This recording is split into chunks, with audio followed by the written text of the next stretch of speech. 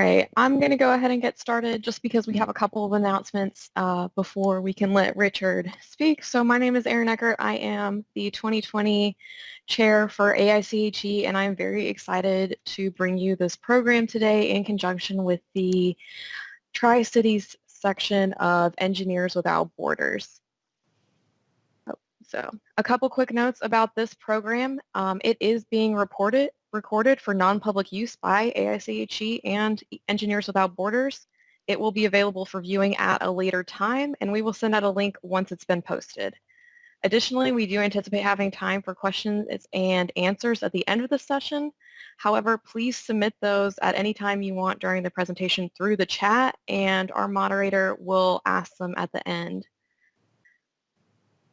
So upcoming programs for AIChE, we are going to have a program about ethics in November on the 17th, and this will be virtual. And then we do also plan to have a virtual program in December, and more details about that will be coming shortly. Some local section news. We recently sent out the survey for the year, so please go ahead and respond to that if you haven't already. It should be in your emails. Check your other folder if you work at Eastman. Sometimes the filter likes to send them there. And then officer elections, we still have a couple of open positions. It's not too late to get involved. Please email me if you are interested. Global news, AIChE is having its gala virtually on December 10th, and it is a fundraiser, and it's going to be focusing on raising funds for underrepresented communities in the chemical engineering community. And the AIChE annual meeting is also being held virtually November 16th through 20th. It's not too late to sign up if you want to attend that. There's going to be a lot of really great panels and get-togethers for that. Just other reminders, if you're not already a member of the local section, please join us now, or you can do that by emailing me or going to our webpage. And many of our past presentations are available on the local section website, which is found at that link.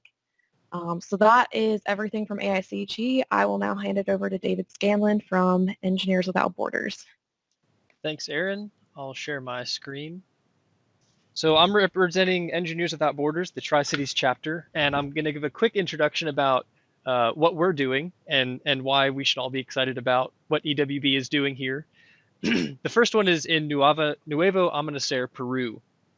We've done one other project in Peru in a community called Somni, and Nuevo Amanecer is nearby, and so we got connected to them through some mutual contacts. So the location itself is kind of in the northern part of Peru. You can see at the red dot, hopefully there on the map. There's 70 households with 300 residents, and the rainy season is from November to March, which means from May through September, finding water gets a lot more difficult for a lot of the members of these communities. And that's where Engineers Without Borders is coming in to help them out. So on the left, you see a rough sketch of more or less how the community is laid out and the roads connecting all of the houses. And the difficulty that they've been experiencing is that one of their main water sources has recently dried up. And there's another one that's actively drying up. So for many parts of the year, the reservoir that the community uses is not sufficient to supply the water needs of the community. In addition to that, there are many houses that are not connected to the reservoir. And so some engineering work needs to be done to expand the capacity of the reservoir in a way that's going to be sustainable and long lasting for the community, and also connect more of those houses to that water source so that folks don't have to go 5 miles in some cases to get access to the water that they need for regular stuff.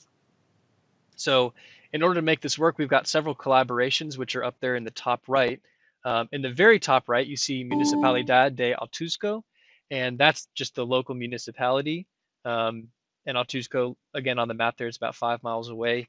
And they're going to eventually help us with this because there is some political conflict involved with this, namely that there's a lot of farms that use the water from this reservoir. And so the farm use is obviously much higher than the daily household use. And so the government is trying to figure out how to regulate access to the limited water supply that they have. Then the all the way on the left, you see JASS, which is also part of the local water board. So we're going to be working with them. And then in the middle, you see the Marinistas. I hope I'm pronouncing that right. In English, it's Society of Mary. And so that's a local Catholic organization that's also partnering with this community. So several partners that we have on the ground that are going to help us do this as much as possible remotely, which is really exciting. So for EWB projects, there's an assessment phase, an implementation phase, and a monitoring phase. And right now for this project, we're in the assessment phase, specifically right at the very beginning and developing the scope of what's going to be in the project. So this is a really exciting time to get involved if you're not already, because right now is when we decide how much project are we going to do, how much of an impact are we going to be able to make in this community. So really exciting time. Now, typically we would have an assessment trip where we would go down and assess the community needs, evaluate conditions of the water and things like that. But for this project, because of COVID, we've actually got a contact locally who's going to be helping us with a lot of these things. He's an engineer, and we're basically going to walk through with him what needs to be done, and he's going to report back to us with information that we need. So it's going to be a really cool virtual collaboration with a small town in Peru. So again, that's something that we've not done before, and that'll be really exciting. In the meantime, we have been able to supply them with masks and first aid kits. So even though we can't be there in person, we can ship supplies that are helpful to the community in the meantime. And then something that doesn't require plane flight, we've got a project going on in Keene, New Hampshire at the Base Hill Community Cooperative, and their water supply was recently, so there's 70 homes and 400 residents here, and they recently had an assessment of their water system that revealed multitude of deficiencies. There's a big long list, but essentially it's not really fit for use anymore, and it needs some serious upgrades for the safety of the community. So before those changes can be made, which we will not be doing on this project, an engineering report must be written, which is what we are doing on this project. And so we've partnered with a professional engineer in the area who is going to help us figure out what we need to know in order to make the assessment that we're going to make and draw up the report that we're going to make. And then we're also going to provide an engineering estimate of how much these changes are going to cost so that the community can apply for state funds. So for this project, we're in the process of proposing a design, but still certainly a great time to get involved because we always need more hands. And we'd love to have more than 2 simultaneous projects, but that could only happen if we get some more members. So great time to get involved in Engineers Without Borders. We do have lots of plans for the future. Again, doing more than 2 simultaneous projects, especially international projects, now that we've worked out how to do some of this stuff remotely. We want to complete our first domestic project here in New Hampshire. We want to increase our membership to support doing more of these projects. And then we're also working on building our media presence, which will help us with our long-term chapter sustainability as we bring in more funds. So that actually brings me to introducing our speaker for today, Richard Bonner, who is the chapter champion for Engineers Without Borders Tri-Cities. And it's been great to have him on, helping us with our project management, helping us with our presence in the community, especially at Eastman and other chemical companies around the area. He's got a lot of experience and a lot of wisdom that we're drawing on and learning from, and he's here to share some of that with us today as well. So Richard Bonner is Vice President Worldwide Engineering and Construction for Eastman Chemical Company. Appointed to this position in 2016, Bonner's organization has had responsibility for executing the capital program, providing engineering services to ongoing operations, and onboarding technical talent. Bonner joined Eastman in 1989 as a process engineer and has worked for Eastman in Kingsport, Tennessee, Columbia, South Carolina, Madrid, Spain, and Rotterdam, the Netherlands. He's been active in process technology development efforts within Eastman throughout his career and is inventor or co-inventor on 17 U.S. patents related to process technology. His experience at Eastman includes leadership roles on large capital projects in North America, in Europe, and in Asia. Bonner is active in the Construction Industry Institute and is a past member of the Research Committee, past chairman of the Downstream Chemicals Committee, and graduate of the CII Executive Leadership Program. He's a future leader alumnus in the Engineering and Construction Contracting Association. He currently serves on the Industrial Advisory Board for the American Society of Mechanical Engineers. He's a native of Starkville, Mississippi, and he holds a Bachelor of Science from Mississippi State University in Chemical Engineering and has worked as a licensed professional engineer in Tennessee and South Carolina. And Richard and his wife Tacey reside here in Kingsport, and they've got 3 children and enjoy living in Northeast Tennessee. So with that, Richard, the floor is yours. Thanks, David. It almost sounded like somebody wrote that for you. I think someone did. I'm going to share my screen. So I'm going to say hello to everybody. Thanks for being here. Thanks for inviting me to talk. I would really much prefer this to be an in-person session where I could see your faces and see who was getting bored and who's falling asleep and who's excited and who's got questions, and we can make it more of a discussion than a lecture. But such as it is for COVID-19, I'm happy to talk a little bit about some basics in project management. I'm a chemical engineer by training, and I've been a member of the AIChE National for 30 plus years, I was thinking, and I've been a member of Engineers Without Borders for a little more than 1 year. So I'm happy to be part, at least in some small way, of both those organizations, and glad to be here today. I was thinking about it. I started my career as a process engineer, and very early on got interested in project management. And the very first training I ever got in project management, formal training, was an AIChE short course, which was, I think, 3 days long, and barely touched the beginnings of project management ideas and theories. And so to tell you all about project management in 40 minutes is not really possible. But what I can do is give you a little introduction into some of the thought processes associated with project management, and at the end, give you a little bit of what I have noticed in 30 years at Eastman are the keys to project success. So we want to start with basically the question, what is a project, right? Because if we want to talk about managing projects, first we got to understand what a project is.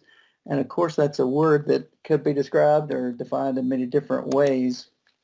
But for today's purpose, I'd like to define it this way. A project is a set of interrelated activities that lead toward the accomplishment of an objective or objectives.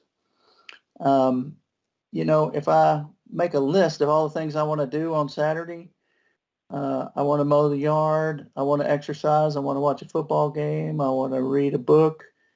That's a list of activities. That's what we call a to-do list. That's not really a project. Those activities aren't interrelated to each other. So a list of activities or a to-do list does not constitute a project. What makes something a project, in my opinion, is when those activities are interrelated and they lead toward the accomplishment of a single objective or a single set of objectives.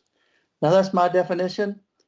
You probably can't find it on Google. You're welcome to use it all you want. I don't put a copyright on it.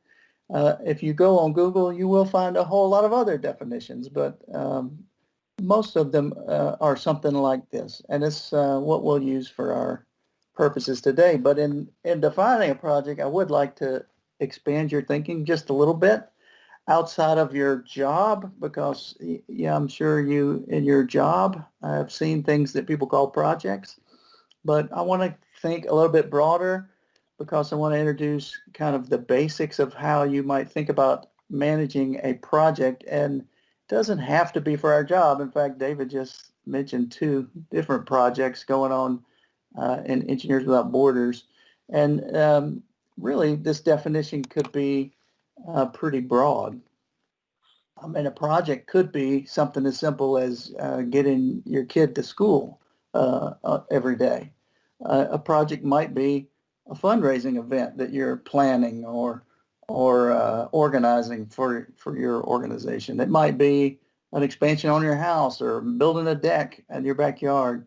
And even in your job at work, we tend to think of project as a capital expansion, but it doesn't have to be that. It could be a research project. It could be a development project. It could be a sales presentation to be developed. There's a lot of things that could fall into the category of project, and all of those things can benefit from the use of what I would call project management tools and disciplines.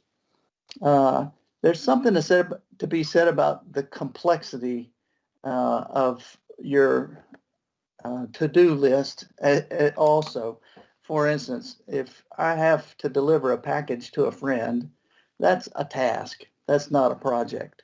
But if I have to wrap and deliver 100 packages to 100 different locations, I might think about that as a project, one that is full of interrelated activities that can be planned and managed. Same thing about the example of having a child to get off to school. You know, getting a child ready for school, you might think of that as a task. But if you have 5 children and 2 adults, and they all have to get ready and get to their designated place for the day every morning, you might think of that as a project. And I'll show you a little bit more what I think in just a minute. Anything that's a project can be managed through what I would call the discipline of project management. And if you're really interested in reading about it, type in Google just the question, is project management a science? And there's a lot of things out there to debate.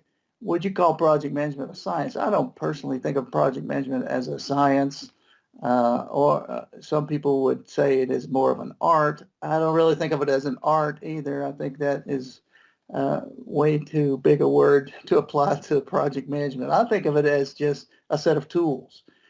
Or a discipline. A discipline of project management offers you a set of tools and a structured approach to manage projects. And what I want to show you today is the basics of that structured approach of how we manage projects. And so if we want to just call it the project management approach, it really begins with the definition of the objectives. It really begins with understanding what are we trying to accomplish with our project. It moves into defining the scope that's required to meet those project objectives.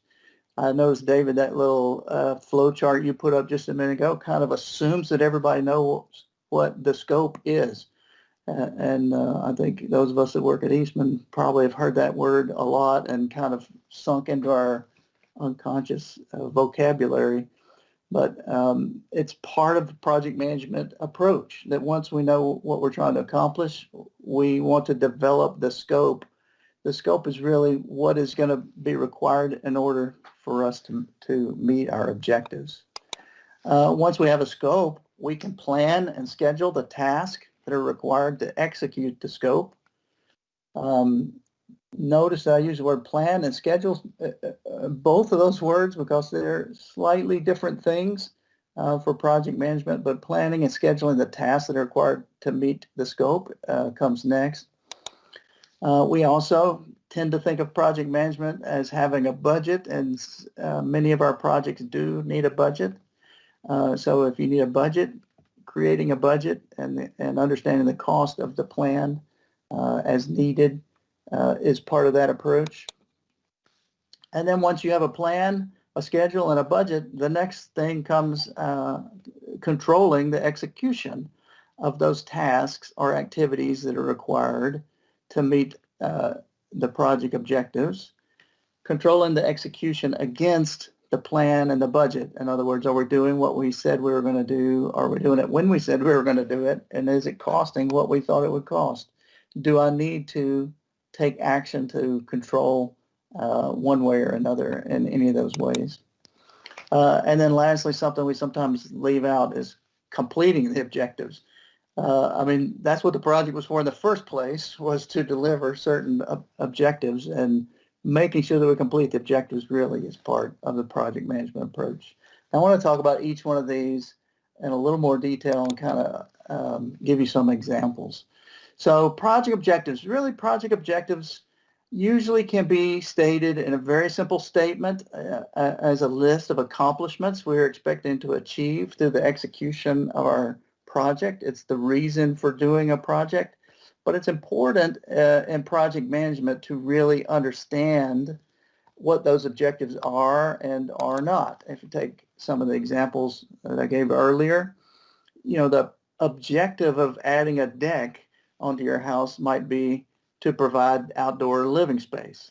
The objective of a fundraiser event might be a certain dollar amount, or it might be something else. Let's say, for example, if I have an objective to have a fundraiser event and raise $1,000, if that's my only objective, raising $1,000, there's a lot of different ways I might go about trying to raise $1,000. But we might, as a group, have the objective to raise $1,000 while holding an event that involves all of our members and gives people a chance to participate. Now that's a different objective. So understanding exactly what the objectives are is the first step of project management. You can think in the Stephen Covey 7 Habits mode of beginning with the end in mind. That's what project objectives are about. Getting 5 children and 2 adults to work or school on time in the morning might be an objective. So once we have a project objective and understand our project objective, the next thing really is scope. And scope can be thought of as a detailed description of the activities and requirements that have to be completed in order to deliver the project objectives. So we tend to think of the word scope as something that draws boundaries around what we're going to do or not do. But in the project management world, it really is those things that are required to meet the project objectives. It might be a specification. It might be a list of activities. It might be a drawing. It could be any of those things, of course, included in the detailed description of the scope. So if you think about our example of the deck, we say our objective is to provide some outdoor living space by adding a deck. Well, that's not really the scope of the project. It's the objective of the project. And so developing the scope means understanding things like, well, how big will the deck be? And what shape will the deck be? And what materials will it be made? And not only that, but where will it be? Will it be attached to my house or not? Will it be somewhere else? And what function will it have? It can be part of the scope also. Am I going to grill on it? Am I going to eat on it? Or do I want a dance floor on it? All of those things might be part of the scope definition of how am I going to meet my project objectives. Now, once we have the scope really can be broken down into a list of tasks. We'll use the word task or activity in project management. Those are really interchangeable words.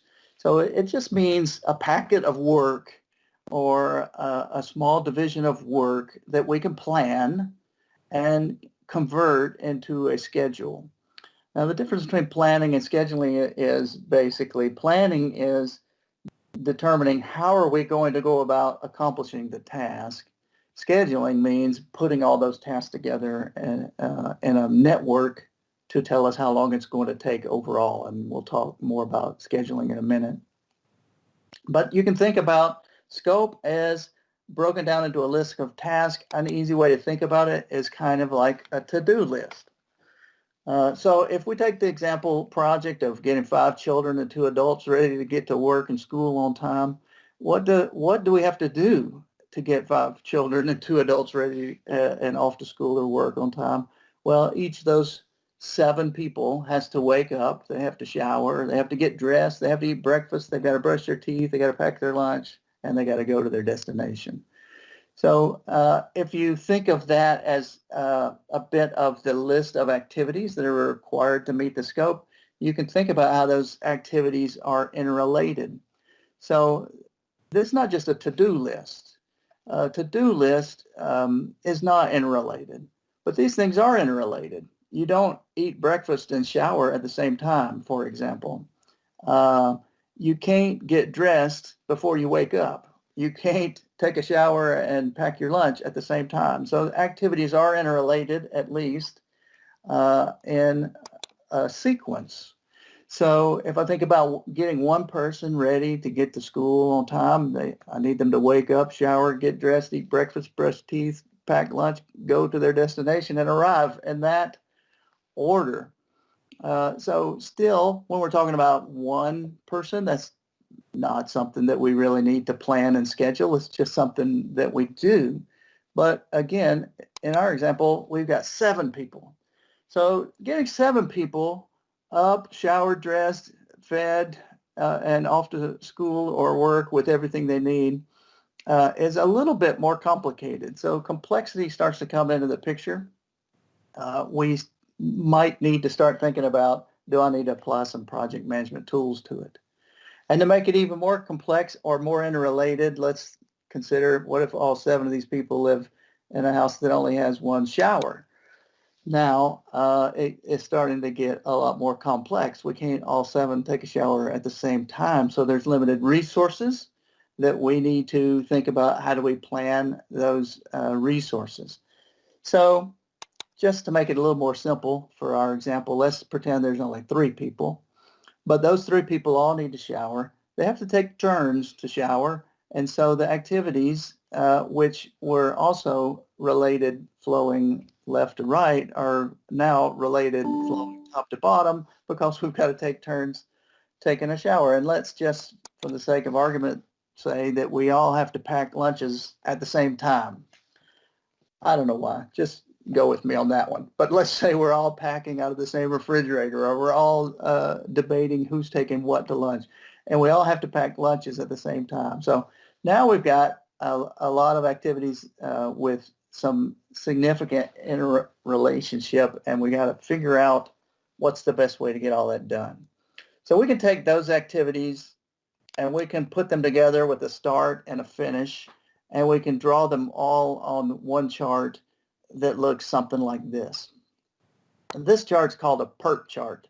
And PERT stands for Program Evaluation Review Technique. And it's the basics of planning and scheduling for project management. In a PERT chart, we can draw paths from the start to the finish. So you see in red here, there's one path from the start to the finish. It's the path that flows through person number 1, waking up, showering, getting dressed, eat breakfast, brush teeth, pack lunch, go to destination, arrive. But there's more than one path from start to finish, as you can see, and you could draw some yourself. All right. So numerous paths. Now, on our PERT chart, we can also assign to each of these activities a duration. So once we assign each of these activities a duration, then we can think about which path takes the longest amount of time. And that path is what we call the critical path. So I'm sure that most of y'all have heard that terminology, critical path, and this is exactly what it means. It's the path on your PERT chart that takes the longest amount of time to get from start to finish. And the reason that's important to us, of course, is that's what's determining the length of time from start to finish for our whole project. If I have an activity that's not on the critical path, such as person number 1 brushing their teeth, if I can get them to brush their teeth in 5 minutes, it really hasn't changed the length of my schedule or the length of my project because it's not on the critical path. This is still the critical path. Now, excuse me a second. I'm going to get the sunlight out of my face. Sorry about that. But this methodology is called critical path methodology, or CPM scheduling. And it shows really the basic way that we think about activities that are in the scope that is required to meet the objectives, and how we can plan and now schedule those activities. Now, you probably have seen a schedule represented on a chart, something more like this. This is called a Gantt chart. And on the Gantt chart, each line represents one of those boxes. from that PERT chart. Each line represents one task or one activity and shows you when it's going to occur and time. Gantt charts came about earlier this century and are named after this fellow here, Henry Gantt. And best I can discover, Henry Gantt didn't actually invent the Gantt chart. He just was the first person to publish an article about it. So there's an extra life lesson for you thrown in for free if you want to be known for something published. So anyway, Gantt charts is how we tend to see schedules and present schedules, and they're very useful when we say, hey, what's going to happen in March of this project? Well, these are the activities that are going to happen in March 17 through 21, and these are 10 through 14, and these are 24 through 28. But they're not very useful, really, honestly, for thinking about how all our tasks are interrelated and what is the critical path. For that, we really need a PERT chart. It's a little bit of a disservice to project management that Gantt charts have become so common because people start to create Gantt charts even on a spreadsheet. And probably there's some of you, and I'm probably guilty of it myself, of creating a Gantt chart from nothing on a spreadsheet. That's not really the thought process that should go into planning your project. The real thought process should be a PERT chart.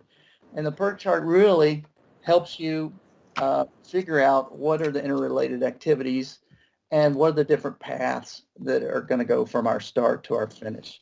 And any project management software, by the way, can show you your project either on a Gantt chart or a PERT chart. For instance, this one on the bottom right is the Primavera format for a PERT chart. But this is the thought process that goes into creating that schedule. It's thinking about how our activities are interrelated.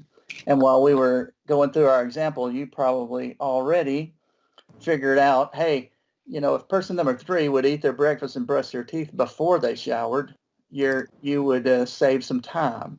And of course, that's the type of deduction you get from looking at things and their interrelations on a PERT chart. Hey, there are some activities that we could do before showering that will take time out of our red critical path. So, yeah, sure enough, if we move eating breakfast and brushing teeth for person number 3 before person number 3 takes a shower, they're no longer in the critical path. And we've reduced our critical path from 90 minutes to 78 minutes.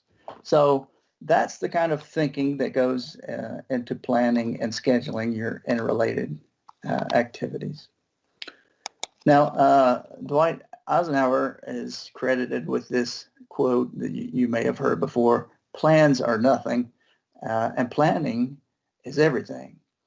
What he meant by that, and by the way, that's who planned the invasion of Europe during World War II, and what he meant by that was the fact that I can put all this on a Gantt chart that really doesn't mean anything to me.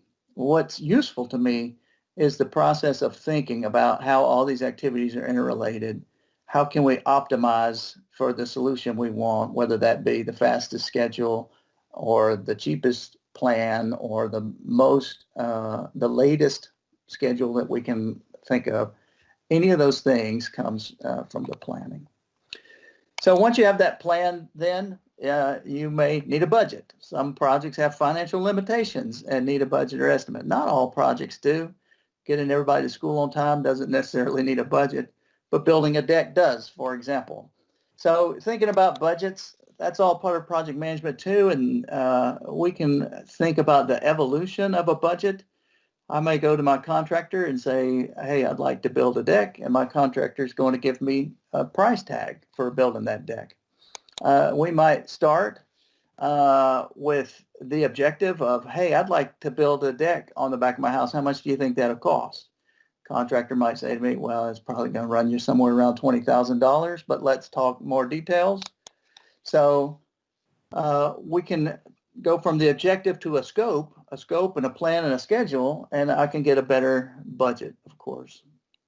I might say to my contractor, I want to build a 20 by 40 deck with stairs behind my house, and I want it completed by May. Okay, that'll be $24,000. And I might say, oh gosh, when you told me 20, I went to the bank and got a loan for 20.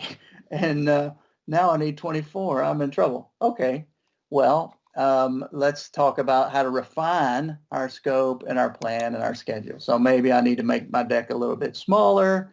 Maybe I need to use wood instead of Trex. Maybe I need to use a different finish that's a little cheaper. Now that I've revised that scope or sharpened my plan, I can get to a number, something like $18,000 or 18,585, maybe an exact quote from my contractor. I think that makes sense for us. I think everybody can follow that pretty easily. But we all recognize as you're going through that process, that's more difficult than it sounds to work through the budget process. Just a thought about estimates. The more detailed your plan, the more accurate your estimate. I mean, you can think about building a house and you say, I'd like to build a house. What does that cost? Well, gosh, I don't really know how to tell you how much your house is going to cost if all you tell me is you're going to build a house. But if you want to build a house in Kingsport, okay, well, I can tell you the median price of homes in Kingsport. Well, I want to build a 3-bedroom house in Kingsport. Okay, I can get you a little bit more accurate number based on the fact that you want 3 bedrooms. Well, I want a 3-bedroom house and this lot in Ridgefields. Okay, I can get you an even more accurate price by checking previous housing costs in Ridgefields. Well, I want a 3-bedroom house with this floor plan and a lot in Ridgefields. Okay, now we're talking. I know exactly how many square footage you want. I can calculate the materials that we're going to need. I can get you a really good estimate. Well, I want it with this floor plan and this brick exterior on this lot. All right, now that settles how much our exterior is going to cost. I can refine our estimate again. I want a 3-bedroom house with this floor plan, brick exterior, circular driveway. Or I want a 3-bedroom with this floor plan, these finishes, these fixtures, this brick exterior, circular driveway. Okay, now we're getting down to something that we can be very accurate about. So the more information we know, the more we set our scope and our plan and our schedule, the better the accuracy of our estimate will be. That's common sense, of course, but it's something for us to always remember. The accuracy of the estimate gets better and better with the more information we have. Now we got a plan, we've got a schedule, we've got an estimate, and what we got to do is control against it.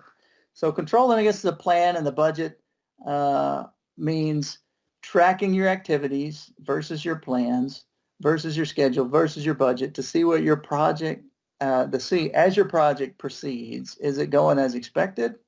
Or do I need to take some action to compensate for surprises along the way? And that's what Eisenhower means. The original plan is not the project. The plan is a tool for you to understand your project. And what we have to do is take compensating action along the way to make sure that we're still driving toward our project objectives. This we call project controls, or controlling the project. So we control against the plan and budget. That might mean for my deck project, it might mean that, gosh, this is costing more than I thought it would. I underestimated the cost of deck boards. I'm going to have to stain it myself instead of paying someone else to do it, and that will allow me to still meet my budget. For a fundraising event, it might mean, hey, COVID-19 came out of nowhere, and now we've got to change the venue, or we've got to change the date, or we've got to change the plan that we're going to use to raise funds. The things that cause us to change our plans might be external to our project, or they might be internal to our project. But all of that is about controlling against our project. And getting ready in the morning, it might mean that we're behind schedule. I got to brush my teeth at the same time I take my shower because I got to catch up on the schedule. Those are things that we can relate to, I think. And then lastly, we complete the objectives. So we finish our wonderful deck. We get everybody through school. We raise the funds we need, whatever it may be. Completing objectives is still a big part of project management. It's about, hey, we've gone through the plan. We've done all the activities. We've completed the scope. Did we achieve what we were trying to achieve? And if not, is there something we need to do in addition to what we planned for? Because at the beginning of the day and at the end of the day, what we're really after is accomplishing our objectives. So that, in a nutshell, for me, is the project management approach. Defining the objectives, developing the scope that meets the objectives, planning and scheduling the tasks or activities required to execute the scope, creating a budget for the cost of that plan if we need one, and then controlling the execution of the task against that plan and that budget, and completing, at the end of the day, completing our project objectives. So like I said, I got interested in project management early on in my career. My career is now over 30 years long, and I've seen a lot of projects. I've worked on capital expansions for Eastman and several sites in North America, as well as several in Europe and in Asia and in South America. And I've seen a lot of different things come and go. And there are some things that I would consider keys to successful projects, if we think about it in terminology or in the paradigm that we just talked about, project management paradigm. If you want to say what are the keys to successful projects, so you got to first start with saying what defines a successful project, and we call this the project outcomes. What are the outcomes of my project? So first outcome you can think of is, did you meet your objectives? You might think of that as the quality of your project. Was it a good project? Well, did it meet your objectives? Well, then that would make it a good project. So that's kind of the quality of your project. Did you meet your objectives? Cost is an outcome for many projects. Did you stay within your budget? Did you keep costs within expectations? Were those costs competitive with what it should have cost to do this project, for example? Schedule is another outcome on projects. Did you finish on schedule? Did you meet your objectives when you needed? Did things take as long as you thought they would, or as long as they should have taken? And then safety is another project outcome that we typically measure. Did you accomplish your objectives without injury? Now, of course, on your job, this is very important, but it's very important away from your job also. If you're paying someone to build a deck on your house, you don't want them to get injured. If you're building the deck yourself, you don't want to get injured. If you're having a fundraising event, you don't want someone to get hurt during your fundraising event. So safety is also a very important outcome for any project we do. Did we accomplish our objectives without injuries? So with those outcomes in mind, some of the keys that I have seen over the years, it starts at the very beginning. The first, maybe the most important key, is a well-documented and communicated objective. So all the stakeholders for your project need to understand what the objectives are. If your objective in a fundraising event is to raise $2,000, and that's your only objective, well, you might raise that from a single donor.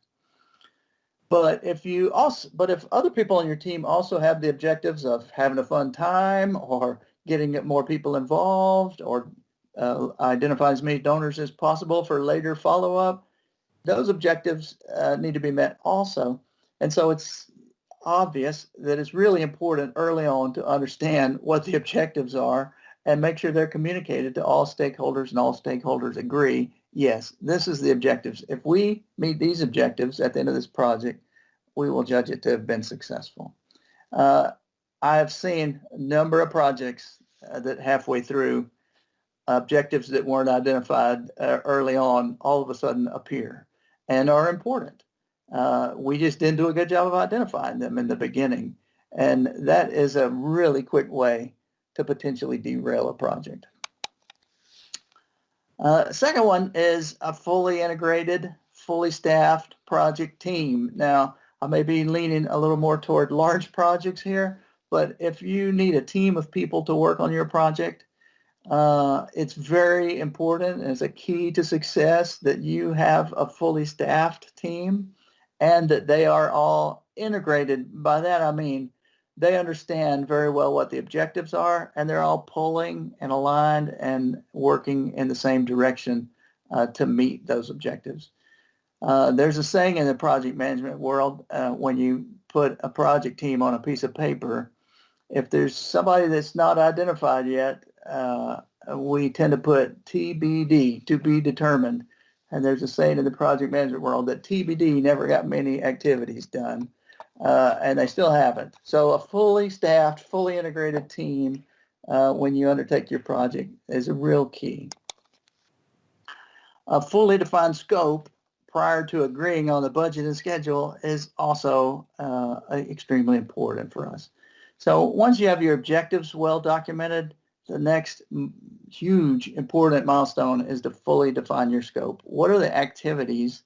What are the requirements? What are the specifications? What are the things we have to do in order to meet those objectives? And we need those defined before we set our budget and schedule. And then we can all agree, this is the plan, this is the schedule, this is the budget that we are going to execute. And it is frequent that there is schedule pressure on our projects at work, and it is frequent that we decide on a budget and a schedule before we fully define the scope. And that's a real easy way for a project to get out of line or off to a bad start. So fully defining your scope prior to budget and schedule, always important. And then a mature plan for control of the execution. I'll go back to Eisenhower's quote, having a schedule, having a Gantt chart I can throw out there, it's really useless if I don't have a plan for how I'm going to use that schedule to control the execution of the project. How will I know how much progress I've made? How will I know if we're going to finish on time? How will I know if I need to adjust plans from here to the end of the project in order to deliver on the objectives? Then we talk about scope changes. So scope changes is when we change our mind in the middle of a project. Hey, our scope was to build a 20 by 30 deck, and we've already bought all the lumber, but now I've changed my mind. I want a 20 by 40 deck. Well, we already bought all the lumber for a 20 by 30 deck, and now we've got a change and we've got a problem. We've got to get more materials. They're not here when we need them. We've got to get a new design. We've got to, we may have already put some posts in the ground. The later the scope changes, the worse they are, but a real key to a successful project is a minimal number of scope changes. Scope changes rarely zero. But the fewer, the better. And if we have to deal with scope change, of course, the earlier, the better.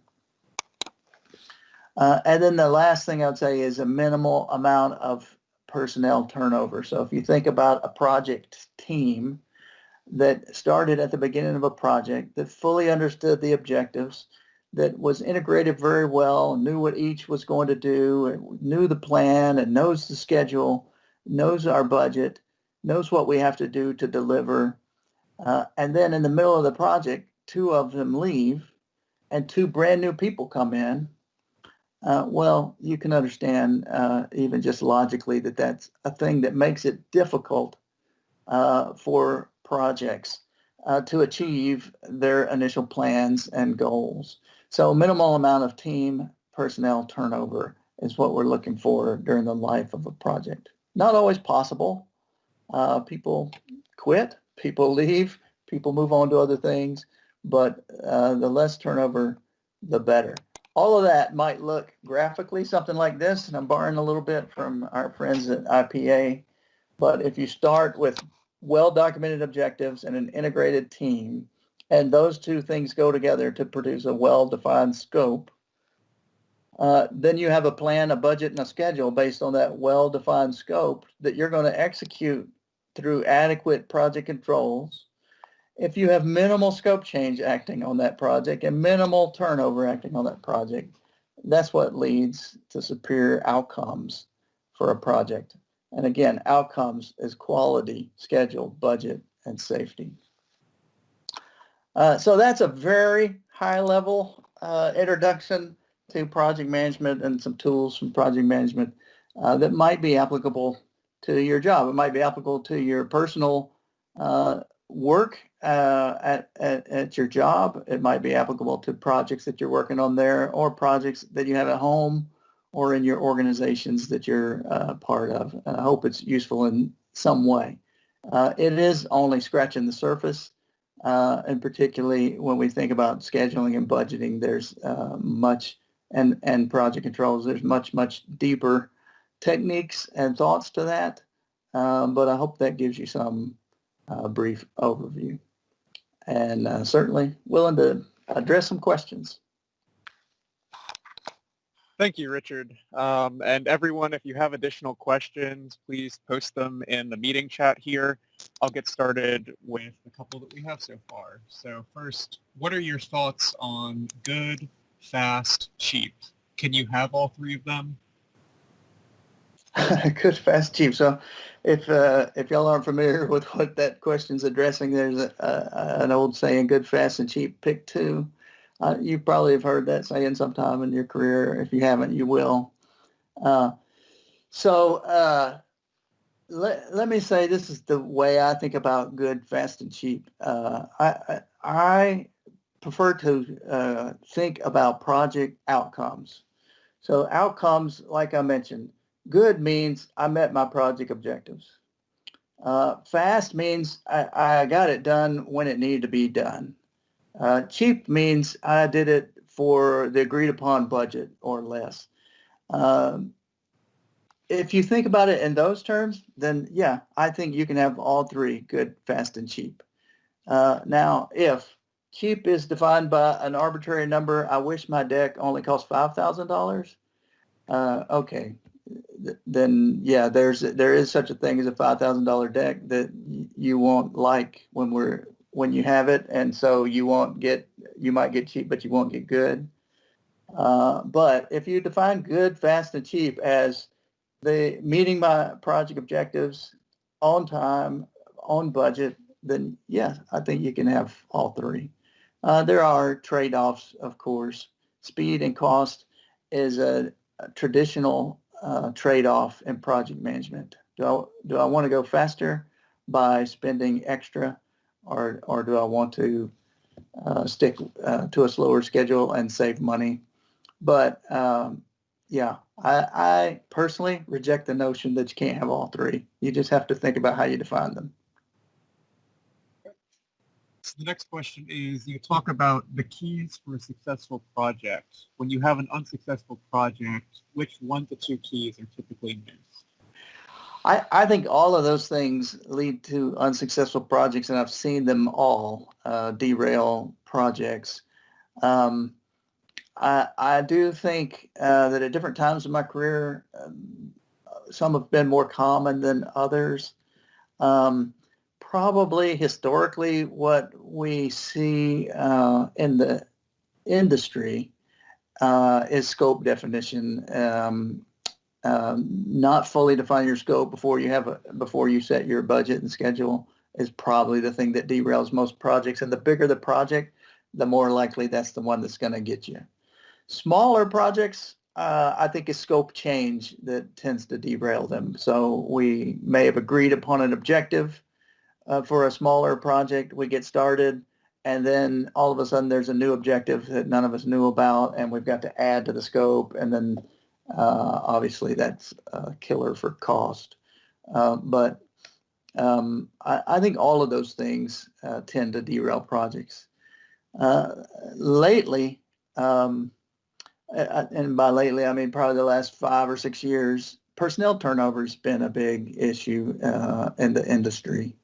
When we think about how much turnover we've had with retirees, with just career movement, it's just a lot more turnover than it used to be. And if you think about a project that might take 2 years, we tend to experience turnover in a 2-year period. Yeah.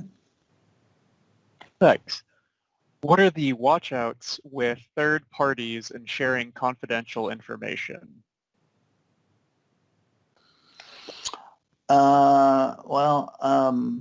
If that's an Eastman specific question, I think everybody gets some good training on every year about sharing confidential information. But in a general sense, of course, if you're using third parties to execute your project, you've got to, again, upfront define what is the information that's confidential that I don't want to share, and have a plan, just like everything else, a plan to make sure I don't accidentally share it, and then controls to double check and make sure that I'm not sharing the information that I shouldn't be sharing with a third party. So that information, of course, is typically trade secret or confidential information that they don't need to do their job, but that you would like to keep from being public information.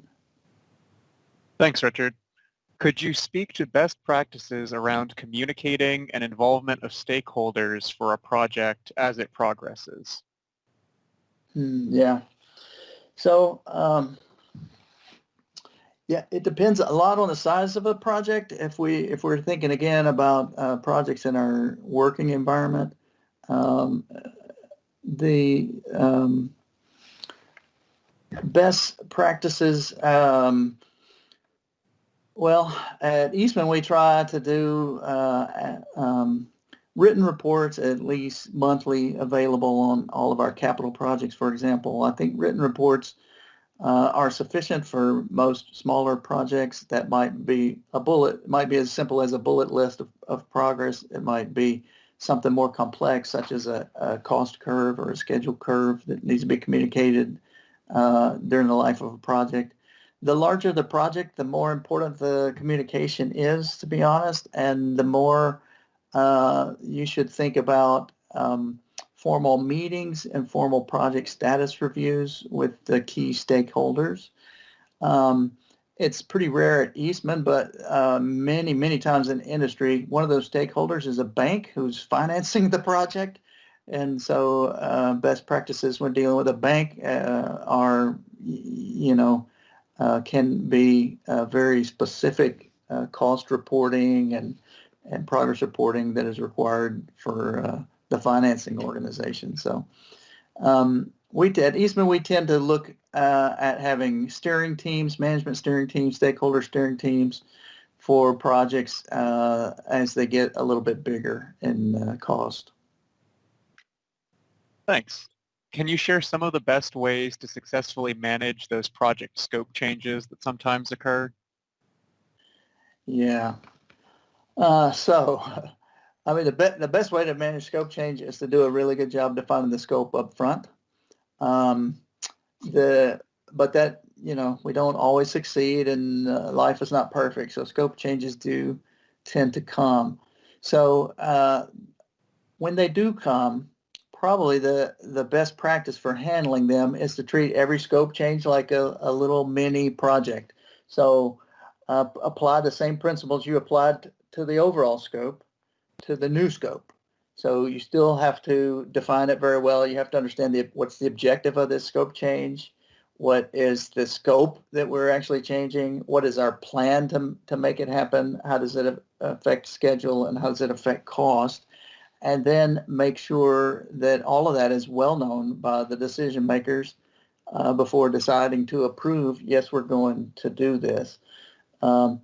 Now, the thing that people frequently forget when it comes to scope change is that changing or adding scope to a project can affect all of the other activities. So if you think back to our PERT chart that we looked at, when you add new activities to that chart, it can affect what the critical path is. It can affect the sequence or duration of those other activities that are already on the chart. So when we evaluate scope change, we have to not only do a good job of identifying and planning for that new scope, but also we have to identify the effect on the rest of the project.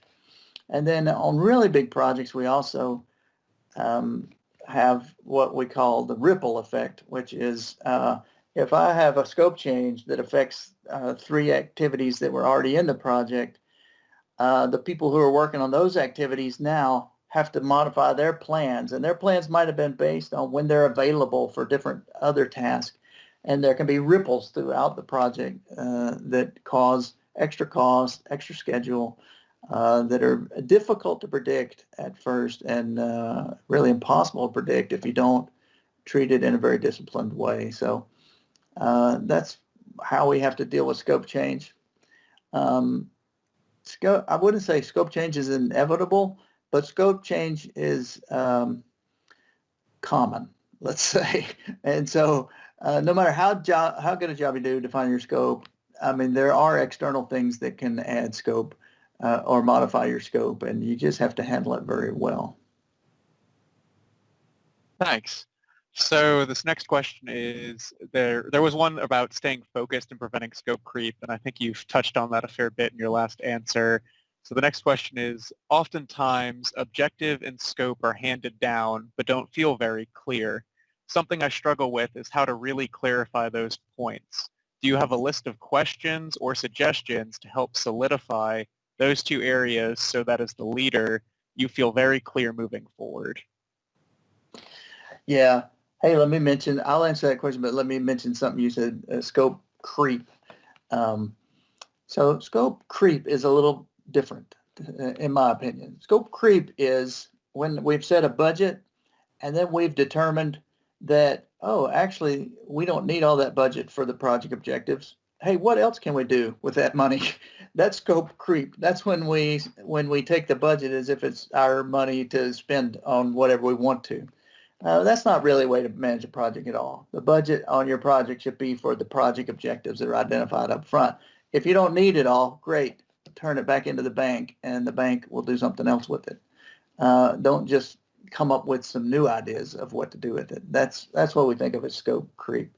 So your other question about refining project objectives is a great question. And really, it comes down to communication, and it's a bit of a soft skill, but we can structure the way we do things. And if you're working at Eastman, there is, for instance, in our capital process handbook, a project objectives worksheet that asks a series of questions. Let's make sure and get all of this on the table. And these are the questions we need to really define well project objectives. But another technique that I like a lot, and I've seen it used not just for capital projects, but for research projects, for business projects, for process improvement projects, and that is a key principles process where we get the stakeholders in a room together. So maybe that's virtually today, but in the past we've always wanted to do it in a room, in person, when possible. And let's just really pick at the things that we think the project objectives are and are not. And so we talk through, hey, when you say you want a 10% increase, which product are you talking about? Or when you say you want the capability of providing a new product, let's make sure we're exactly sure on what product you're talking about. You can think about that in some of our examples too. I want a new deck. Okay, that's nice, but what do you mean by a new deck? What are you planning to do with this deck? How big do you think it needs to be? What's the size of the table you want to put on it, et cetera, et cetera. So there is some tools. If you're looking for a specific tool, I'd refer you to the Capital Process Handbook. There's both project objective worksheet for small projects and for large projects. And then there's also some examples in the Capital Process Handbook about key principles documents and how to document a little more specifically and refine what the objective of the project is. That's really a huge key. This next one is, what is the best way to get team members on board when scope changes are made further along in the project? On board, I think you probably mean communicating the new scope to everybody, I guess, when you say get them on board. So again, I think it goes back to applying project management principles to the scope change. The new piece of scope or the modified piece of scope, what are the objectives that we're trying to accomplish? What is the scope itself? How do we define that, whether that be a drawing or a specification or a description or a bill of materials or whatever? and what is the plan for how we're going to do it. So I'm going to put all that together for the scope change, just like I did for the original project. And then when I go to communicate to everybody, that should answer their questions, right? That should be the things they're interested in knowing. And then they'll identify things that you didn't answer, and you just got to work through those things also. But I think documenting it very well is the key. Instead of just tossing out to everybody, hey, we decided to add this, go add it, right? Okay, no. What are the objectives? What is the scope? What's the plan, etc. What are your thoughts on delivering bad news? Is it best to deliver it all at once or in a piecemeal fashion?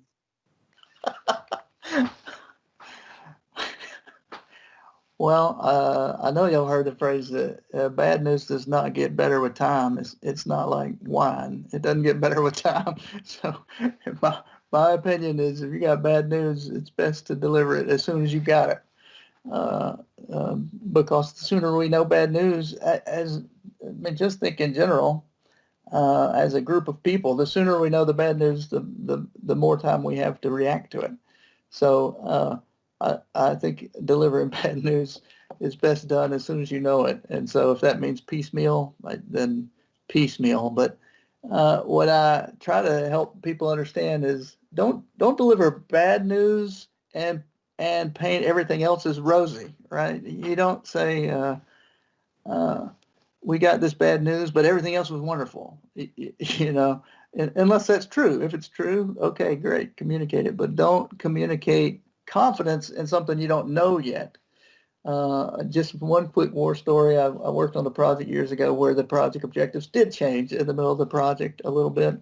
We had some late breaking information out of a pilot plan, and we had to make some modifications.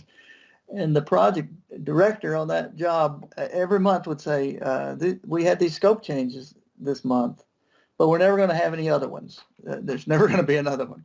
Well, that's not the way to deliver bad news. You need to deliver the news when you know it, and you need to deliver it as fulsomely and accurately as you can, but don't assume accuracy that doesn't exist either.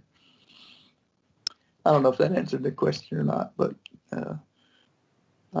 my preference is always to hear bad news as soon as it's available.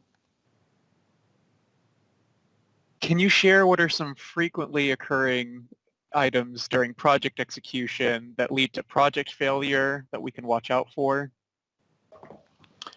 Well, I think if you go back in this presentation and look at those keys, I think those are the things that I've seen that happen that really derail projects. But if you think about some smaller things that occur pretty frequently during execution of projects, I think a couple of things that we should always be on the watch out for is being overconfident about what's left to come. So let's say that you're building a deck, and let's say that you wanted to build it within 1 month, and let's say there's 100 deck boards to put down, and so you plan to put down 3 per day, and that'll get me 90 within 30 days. That's pretty close. And let's say you're 10 days into the project and you've only put down 10. To say to yourself, well, so far I've only put down 1 board per day, but for the remaining 20 days, I'm going to put down 6 per day. Well, that's not very smart, is it? I mean, it's not very logical to project into the future much better productivity than I've experienced up until now on the project. I see that pretty frequently, to be quite honest, where we want to believe that in the future, our productivity is going to be way better than it is now. So that's a real watch out, either for your own personal projects or for your projects at work, is projecting drastically different productivity than what you're experiencing so far on the project. Other frequent occurrences, I think that scope creep that Sal mentioned earlier is something that we all have to fight against. It's a little bit of our human nature to think, oh, I got a little extra budget, I'll spend it on this. No, that's not what budget's for, really, first of all. But secondly, again, it assumes that I won't need it for the original scope before this project is over. So a real, there's a real human nature thing that wants us to predict much better optimistically in the future than what we've seen so far. Now, that's not to say that we can't be optimistic or can't lead with optimism. It's not to say that productivity doesn't improve, because productivity does tend to improve over time, even on a single project. And so there's a case for being more productive, but we just have to be realistic with it. Can you talk about the difference between project management and project leadership? I think there are some people who are great at organizing and others who are great at motivating. Does a project need those skills both in one person? Yeah, interesting question. One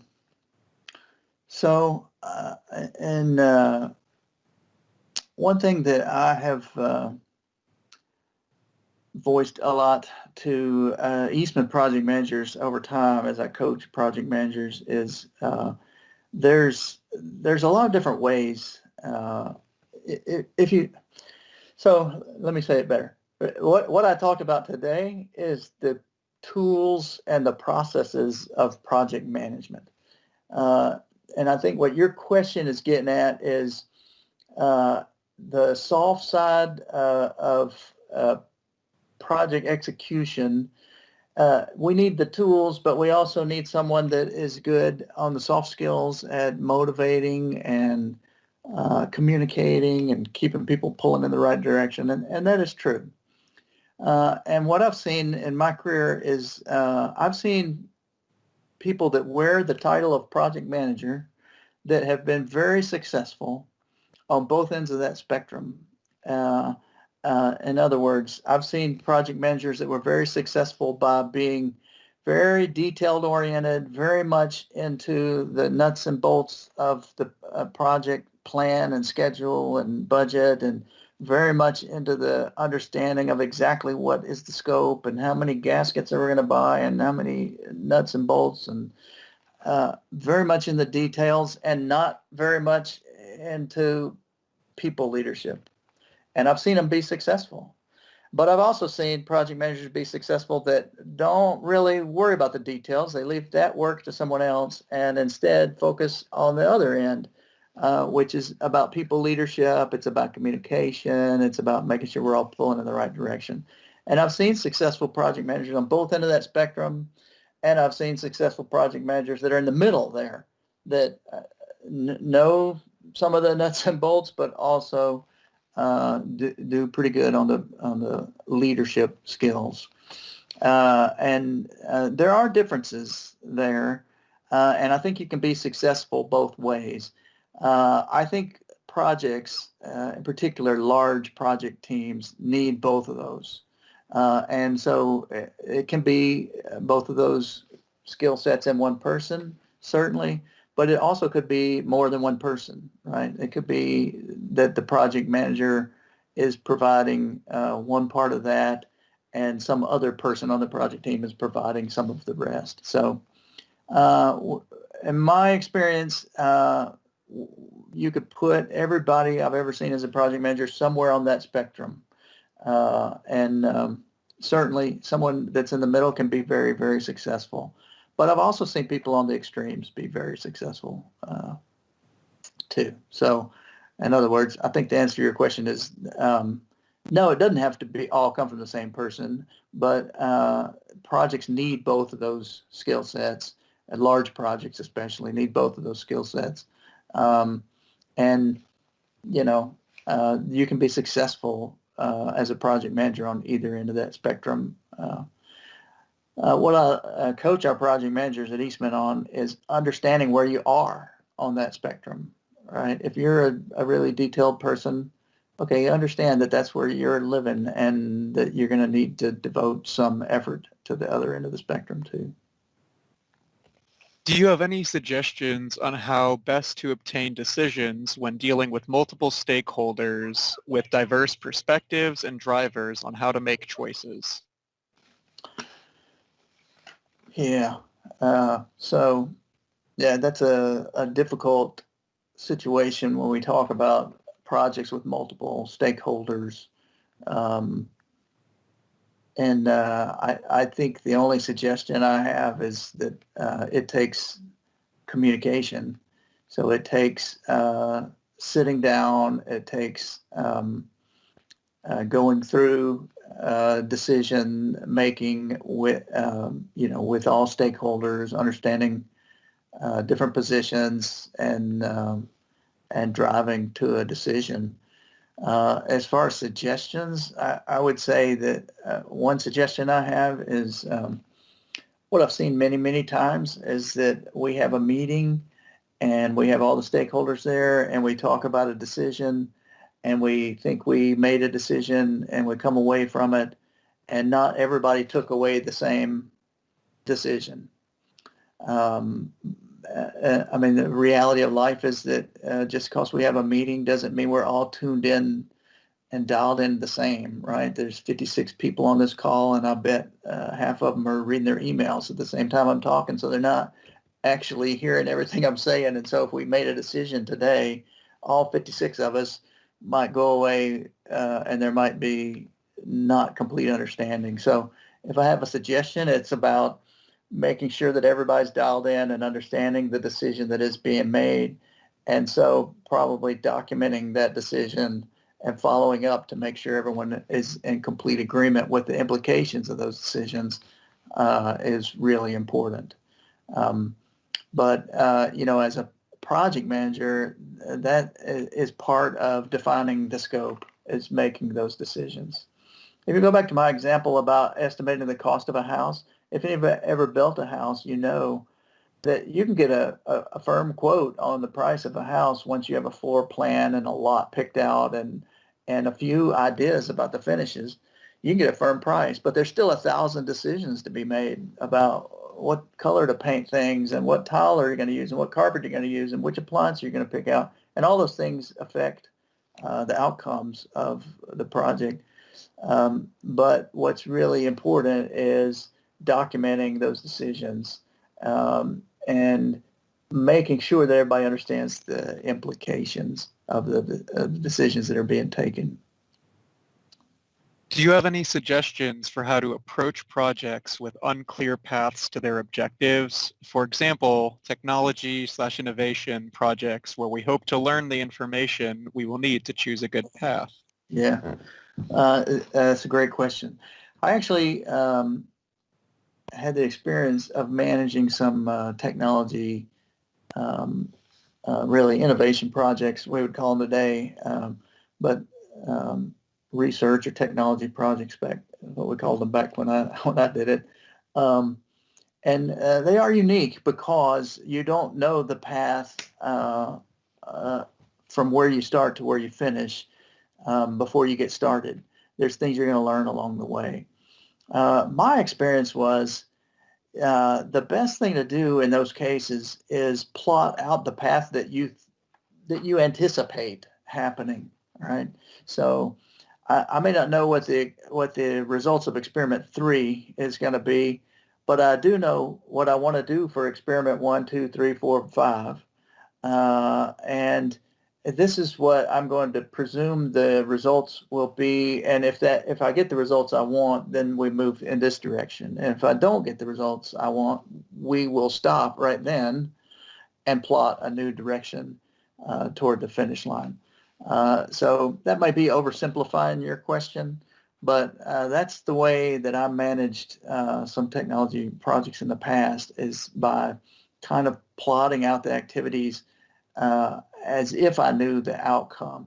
Now, you might do that optimistically. For example, you might say, hey, we think we're going to be able to prove, that this is going to happen. And so when we get there, it'll look like this. And then if it doesn't happen, okay, we've obviously got to take a step backwards and replot or replan what comes next.